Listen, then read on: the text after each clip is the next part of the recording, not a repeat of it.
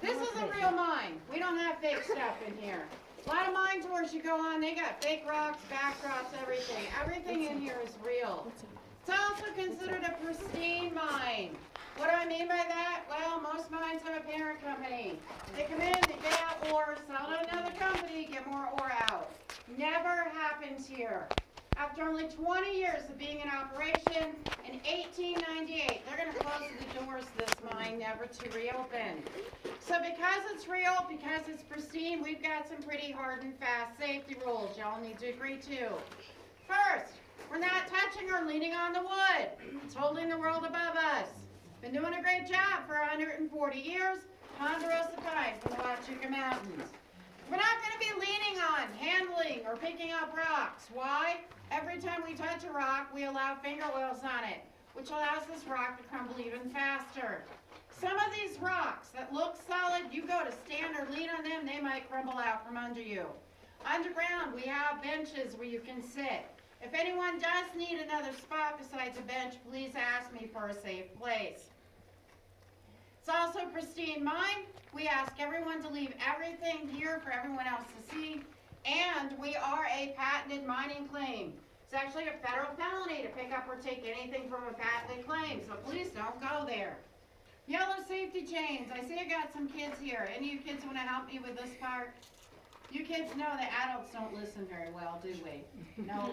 So I need you guys to listen for me. This one's okay because I opened it, but underground they go across some big openings. If you kids... Right?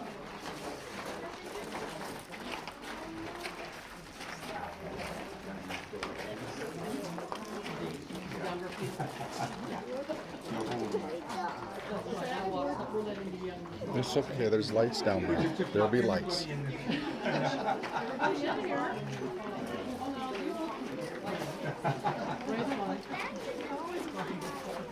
want to go ahead?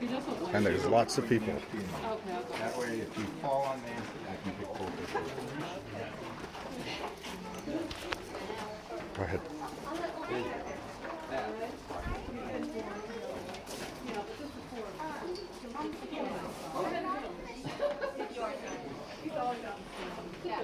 You realize there's an elevator here.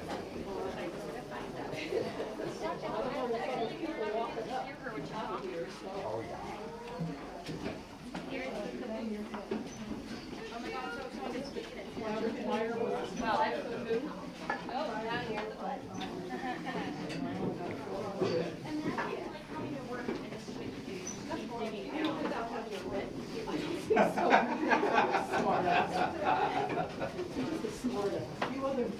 Okay, they didn't have these steps in the carriage. No. Let's turn them off on the back.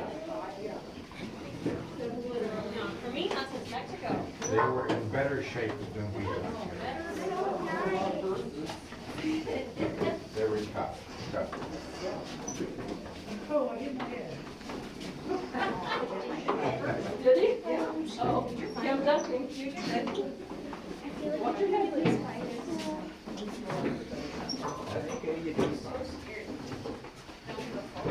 Nice down here. Don't fall. Right, it's up to ring here.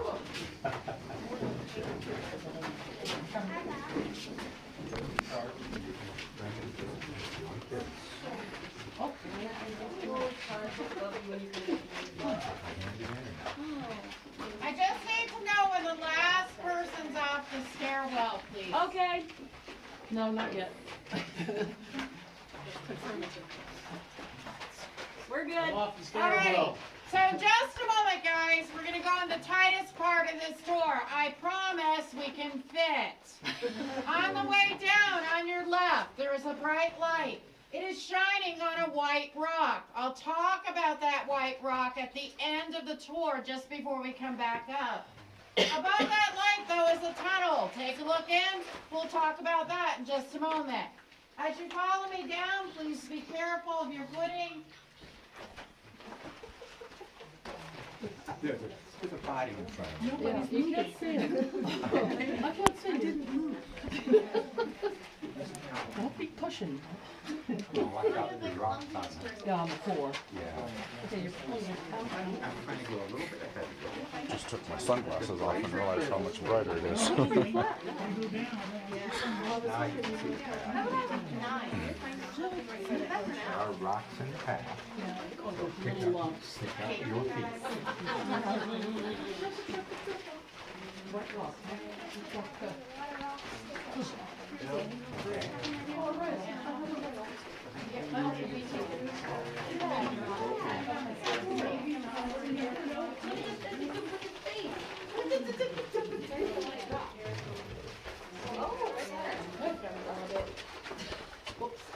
Keep on coming, guys. Do it. Keep on coming down, guys. I need everyone off the stairwell.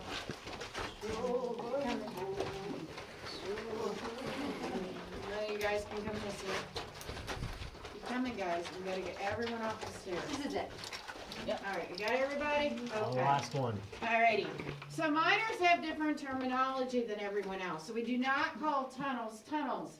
Anything that goes horizontally like a hallway, we call a drift. That drift runs underneath the town, underneath Highway 80, all the way out into the desert. Another part of it is gonna veer off and underneath the Crystal Palace Saloon. In the 1960s, they concreted that off because kids were stealing their booze. Another part of the drift goes to a thing called the $1 million stope. Stope is the term for a room. I will show you one as part of the tour. The $1 million stope has a nice plaque just outside our ticket booth area by a big hole. You might want to read it. It's got quite the tale about a horse and ice wagon that falls through. I will mention a little bit about it later on. Behind some of you folks is another drift. That drift goes all the way over to that Tough Nut mine I showed you. It goes to the Tough Nut mine and to about 7 other mines as well. Why is that important? Well, back in the day, they didn't have electronics, the big fans we use today to pump air into mines. So they knew if they interconnected the mines to the drifts and put in air shafts. Shaft is a tunnel that goes up and down. We just came down an incline shaft. You do both of those, it allows this mine to naturally breathe, which is why it's always 68 degrees down here and about 3 to 4% humidity, no matter what happens up top. Now, in just a moment, we're going to go through here. I'm going to remind you, please do not touch the wood. There is a little hump right there, so be careful of your footing. Follow me on in, please. Or do we?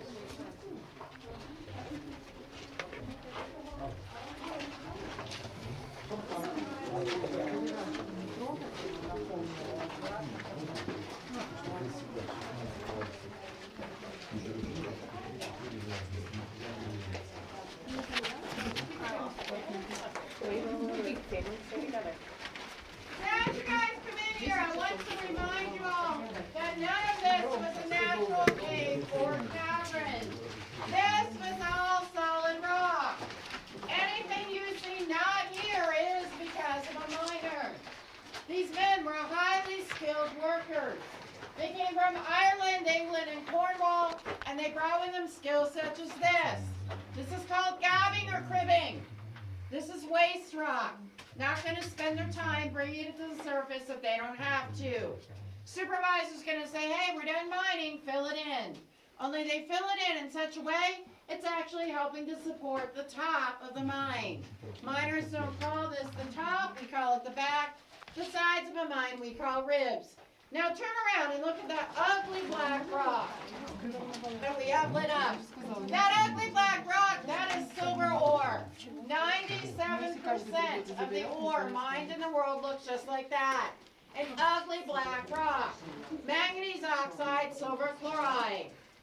Follow me this way, guys. That's what those miners were looking for. Erin. You lost me. See you.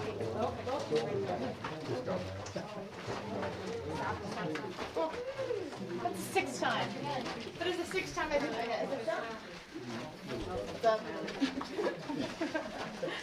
I didn't even think of it. Well, that just stops my head though. Ah, I almost touched the wall. Forgot to go and do that.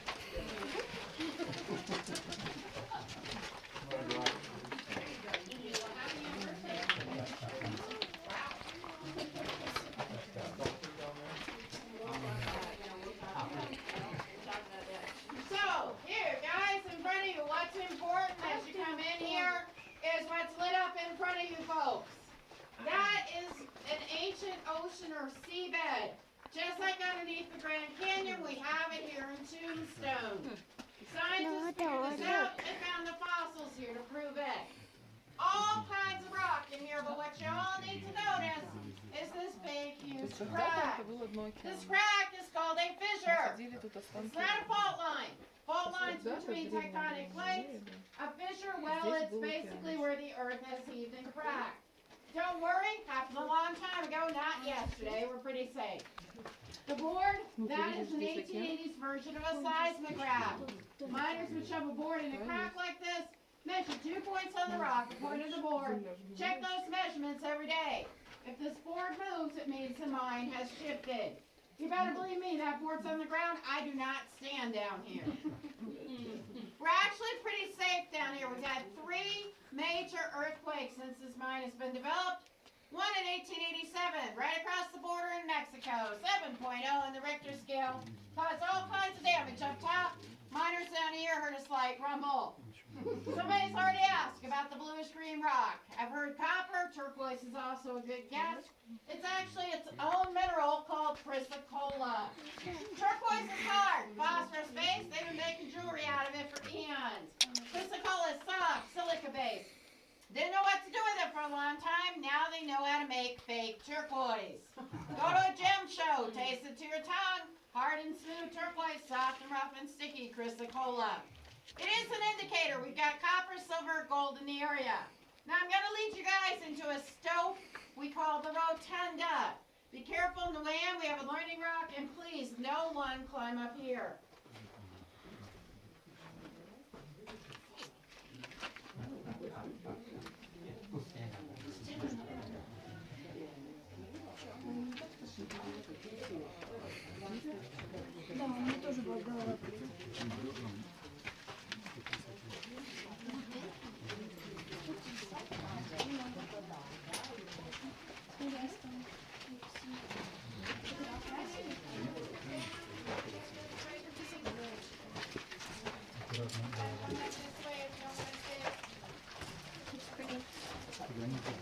Coming in, guys.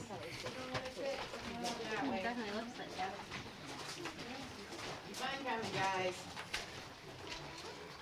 You're not gonna sit down. Keep on coming up this way. Otherwise, we'll make room for people.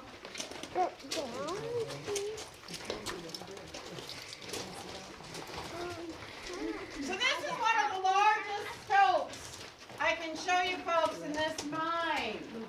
Remember that $1 million stope? It was actually bigger than this before they had to fill it in. Up here, this little area I'm highlighting with my flashlight, that's about all they got out of one blast because their dynamite was not that strong. Now guys, I'm going to shut the lights out here. I am afraid of the dark. It won't be for long. I do ask you if you have a camera or a cell phone, this is the one time, please douse your light. Up top, I do mention that these men work with a 4-pound sledgehammer and drill steel. One man, that is called single jacking. Every time these men came to work, along with being issued tools, they're going to be issued candles. Candles back then, not as bright as this one, didn't last as long, incredibly expensive because they were made of animal fat.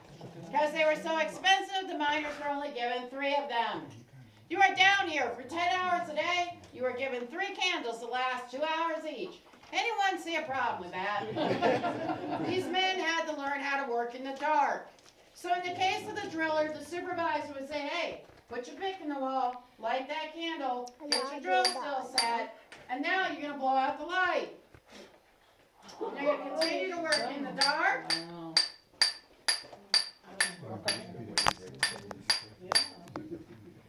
Until you can feel that the drill still has gone in far enough that you've drilled the size hole that you need. You're going to use your hand as placement and drill 20 to 22 holes in a circular pattern. The other way these men worked in Tombstone, double jacking. 2 guys eliminates the candle problem. Now we got 6 candles, so all by candlelight. A 40-pound drill steel and 8 to 9 pound sledgehammer. Man with 40-pound drill steel is going to pick it up to the wall and be turning it a quarter turn. After the guy behind him hits with that sledgehammer. The man hitting behind reflected from the candle. That is hard work. It takes a toll on the body. This is heavy. Miners need a break. They can't yell at their partner to stop. It's too noisy down here. So how did they let them know back in the day? Well, between swings of that hammer, they would reach back and put their hand over the end of the drill steel, effectively cutting off that little bit of light and hope their partner noticed before they swing. In reality, they did not have the accidents down here from that you might imagine, because these men were highly skilled workers. On the rare occasion, though, they did miss. Well, that's where we get the term minor surgery. Yeah, that's a really bad joke that my manager makes me tell. And if you didn't get it, guys, it took me 2 days. So these guys are Irish and English. There's over 100 saloons up top. You might think they might show up a little inebriated or hungover. Not so. These men knew every day they came to work they're being inspected. For blurred double vision, slurred speech, shaky trembling hands, stumbling, anything that would affect working with those tools. And they knew if for any reason their supervisor said to them, "You're not working today," they're like, "Next!" There are 150 unemployed guys waiting right at the top of the mine for their job, so they wouldn't risk it. Which is why the mine owners couldn't figure out why the dependable workers, the ones that have been coming here doing a good job, started showing up and acting like they were drunk. Well, that wasn't it. We had all kinds of inventions back then. This is one of them. This is a tin can from the time period. It means these miners get to have a portable lunch. They only get a 15-minute lunch break. So now they can bring down their can of beans, have a buddy light a fire, and throw the can in the fire, have hot beans in 10 minutes. Sounds good to me. Problem is, every single one of these tin cans back in the day were put together with seams. And every single one of those seams was filled with lead. They were giving themselves lead poisoning and didn't know it. If you ever hear the term mad miner's disease, that was lead poisoning. Average age of when a young man started working in these mines, 15. Oh, there were some that were younger, but average was 15. By the time the miner was 30 to 35, his mining career was done, or he was dead. Gonna follow me into the chapel, guys, as we go in? Be careful, we've got a little hump here, and another learning rock.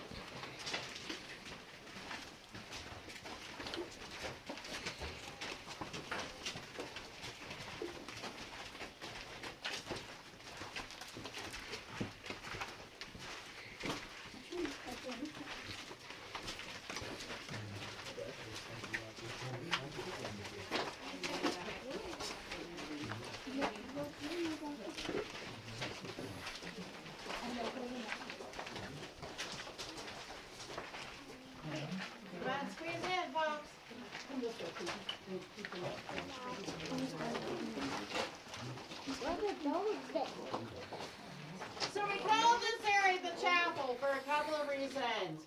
One, because it's open and cathedral-like, and two, we've had over 35 weddings performed down here.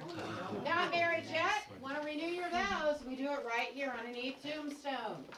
Up in front of us, I'm trying to shine my light onto some cribbing and original ponderosa pine, still doing its job. In front of all you folks is a metal railing. On the other side of that metal railing is a shaft that goes down with a light in it. That shaft is called the winds. Remember I told you the shaft, when they raise the ore up, is the rise. The winds is where they're going to throw the ore down to those muckers once they have the ore carts from all the levels above. This was the winds for this mine. We're currently 110 feet underground right now. We're about underneath our trolley depot. You know how I know that? It's somebody told me. I'm directionally challenged up top. Wouldn't have a clue where I am down here. Minors, on the other hand, as you walk around, you might see stuff that looks like graffiti. More likely directional signals, way in, way out, danger. They had survey markers in the mines as well. I'm going to walk that way. Now's your chance to look at the winds if you haven't seen it yet. Excuse me. I'll get out of the way.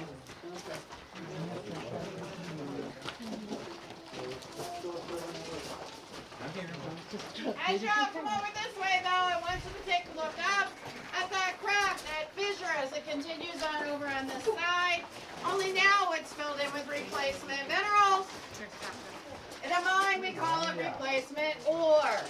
So what happened? Well, we have a thing called a hydrothermal vent shaft. Hydro's water, thermal's hot. Only detriment to limestone, the rock above my head, is hot water. We think of vent shafts as geysers or volcanoes if they go through the earth. In this case, it's more like a soda bottle. Shake up a soda bottle, what happens? It might not go out the top, it might split out the sides. That's what happened here. The earth shook up, split out the sides. The hot water dissolved the limestone. The force, the pressure of it all pushed in these minerals. For in a mine, we call it replacement ore. 48 of them, including silver and this. This is gypsum. Now, just a minute. I'll get out of the way. Y'all can take turns looking at this gypsum crystal. It's in an underground geological formation that looks like a geode, but we call it a VUG, V as in Victor. Gypsum's used in drywall. Got a lot of gypsum mining in Arizona. Now, when I leave here, I'm going to point out another gypsum crystal. A box crystal will be down by your feet. Just beyond that is a little bridge. I'll be standing at the bottom of the bridge, pointing my light above your head to show you folks some high-grade silver ore. Remember I told you 97% of silver ore looks like ugly black stuff. High-grade ore is quite pretty. $1 million stope, they got over $1 million worth of silver out of here. Some of it acid out as much as $8,000 per the ton. I do not know how much this is worth. I just know it's pretty. I'm going that way. You all can take a look at the bug.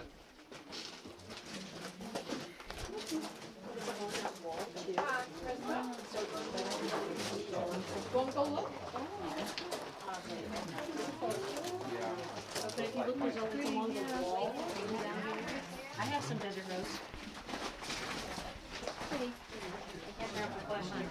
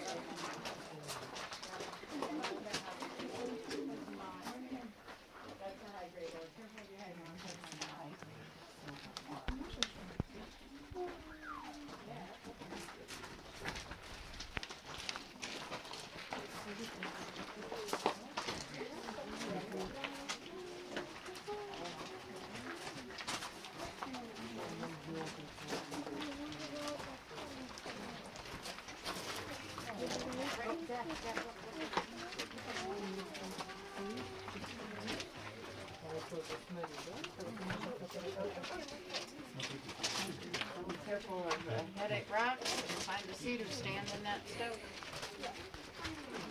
Isn't that pretty? It's beautiful.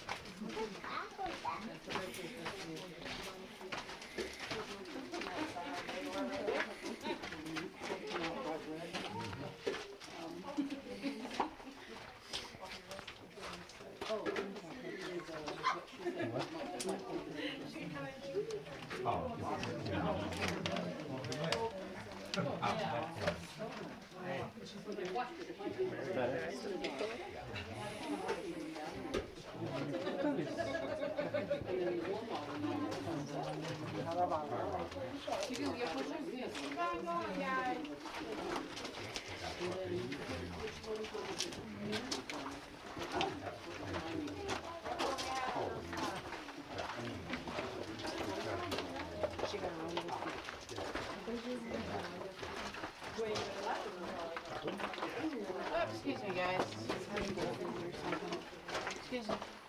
Okay, excuse me, guys.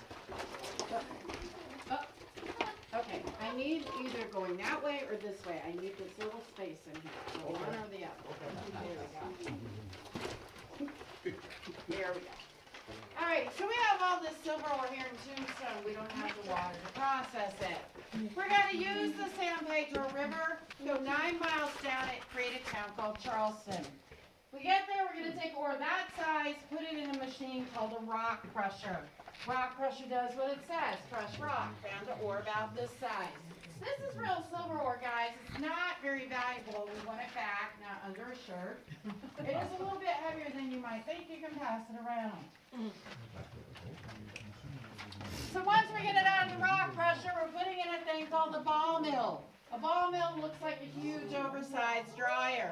Inside that huge oversized dryer are cast iron balls like this one, of varying sizes all the way up to 18 inches, rolling around crushing the ore even more. We get it out of the ball mill, we're going to put it in a thing called a stamp mill. A stamp mill does what it says, using 6,000 psi. It's going to stamp the ore down into a fine powder. We're going to take that powder, put it in a vat, add salt, copper sulfide, and my favorite ingredient, mercury, and boil it. Does anyone see a problem with standing over boiling mercury for a couple hours? No. These men had no clue. Lifespan of that worker, 3 to 5 years. Miners today use a similar process. Instead of mercury, they use cyanide. And we have liquid silver. We're going to skim it off and put it in an ingot or bar weighing 180 pounds. Why 180? Average dude can't pick that up. Get a horse with a buddy and a bright idea, add some saddlebags and throw a couple of those on in a person, the horse goes nowhere. 1880s version of an anti-theft system. It worked. We get that ingot. We're going to put it on an ore railroad car. That closest railroad is not Tombstone, guys. Tombstone will get a railroad, but not until 1903. Closest railroad is Fairbanks, 6 miles from here, a ghost town today on the San Pedro River. We get that on that ore car in Fairbanks. We're shipping it to New Orleans, where we have a brand new U.S. mint and are minting Morgan silver dollars. Y'all have a Morgan silver dollar, date range 1880 to 1882, with the O mint mark on the back from New Orleans. That is Tombstone silver. After 1882, they're going to add in silver from other places, such as the Comstock lode. Guys, want to see this? I'll have it back up top. Now, most people, when they come here, they read the plaques, they hear the history, and the first thing they say is, well, all the mining stopped because of flooding. All the mines are flooded. That is not true. This mine never went below the water table. Water table back in the day, 500 to 560 feet. We went down 470. If you don't go below the water table, there's no water. Most of the mines, most of the ore bodies in Tombstone never went below the water table. Now, there were some that had shafts that went over 1,000 feet down, and that's where you're going to hear about those Cornish engines or pumps. Excuse me. They pumped out millions of gallons of water, caused some fires and catastrophes, but that didn't stop the mining. What stopped the mining here in Tombstone was the price of silver. All that mining, all that craziness started because we used silver along with gold to back up our currency. Price of silver back in the day, $2.80 an ounce. We're going to go to all gold. On a rumor, it will drop to $1.90. We go to all gold, it goes down to $1.60. But what finally kills it is a political act. President Harrison will sign in the Sherman Act, which says in part the U.S. government will no longer purchase silver from the mines. Price of silver will tank to 27 cents an ounce. We are done. They're going to continue to remine most of these mines around here until about 1990, when the last major active mining stopped because of some EPA stuff. During World War I, we will become the world's largest producer of manganese. Remember that manganese oxide? They will figure out by then you can use it in gunpowder and hardened steel. If we had not produced what we had, the U.S. and the Allies would not have won the war. They are looking to remine here again in Tombstone. They're checking everywhere in Arizona as well as here for possibly mining again. We still have plenty silver and other ore for the taking. Now back to Ed. He was here, and this was a 40 square mile mining district. Back in the day, there were 26 major active producing mines. Ed Shefflin owned or had a share in 19 of them. He's not sociable, so within 10 months, he is going to sell out his share of the claim for $600,000 back in the day. That is 11.3 to 15 million today. Ed Shefflin left here, an incredibly wealthy man. Remember that white rock I told you on the way down to remember? We're going to see it in just a moment as we head back up. That white rock, if you're ever in a cave, they call it cave popcorn. We're in a mine. We're calling it miner's popcorn. Calcium carbonate, the ingredient in Tums. If you ever ate a Tums, you ate that rock. Miners knew this back in the day. They actually licked the rock when they had an upset stomach. Don't you think about licking it. I had somebody try on one of my doors. You, I don't want to know about it. Now, when we get back up, it's going to be about 2:50. So if anyone has a 3 o'clock appointment, you might want to head right to that, either our trolley or to the next gun fight. I will have one last thing up top if you guys want to listen, and that'd be a great time to ask questions. Follow me on up, guys.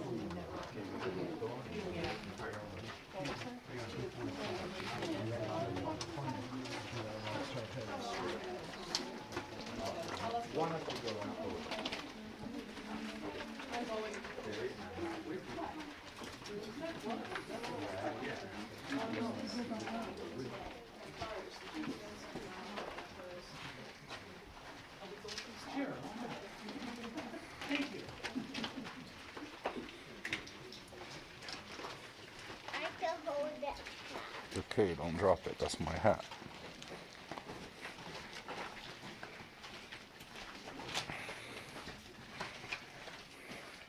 You like this cave? Yeah. Isn't it cool? Light. Yeah, I told you it was gonna have lights. Otherwise, how could you see?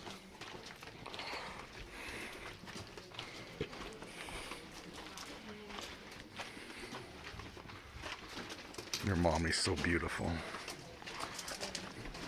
Such a beautiful Ukrainian girl. Oh.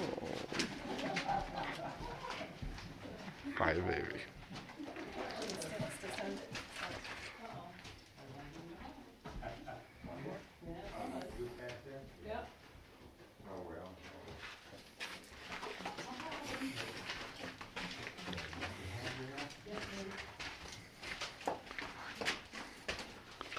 Look at that butt.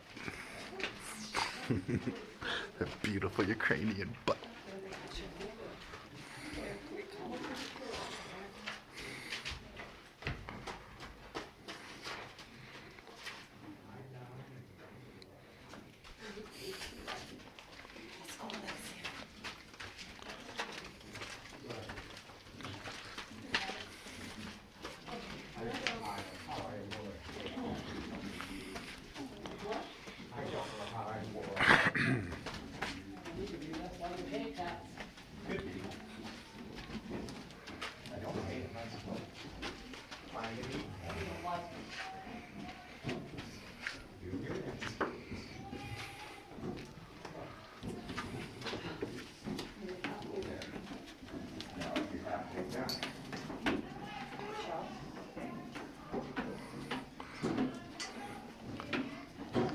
God damn.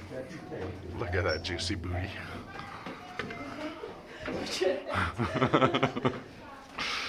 Oh my Lord, I'm in heaven. That's right, shake it. Right to left.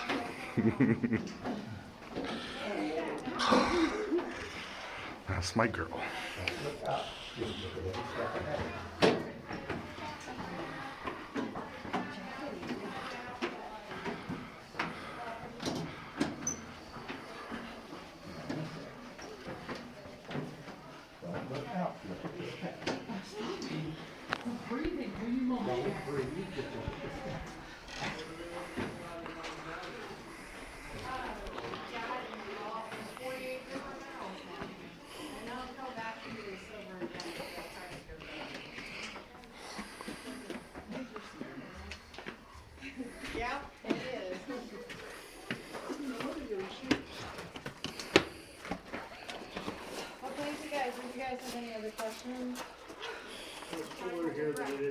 I know, but unfortunately, I had to flip right around in 10 minutes and do another tour at 3. What's the difference between a patented claim and a normal claim? I think because it's got the rights to the name and everything, I'm not 100% Okay. sure. I think, see, normal claims, if you don't keep working them, they end up being available So you again have to for pay somebody every to get.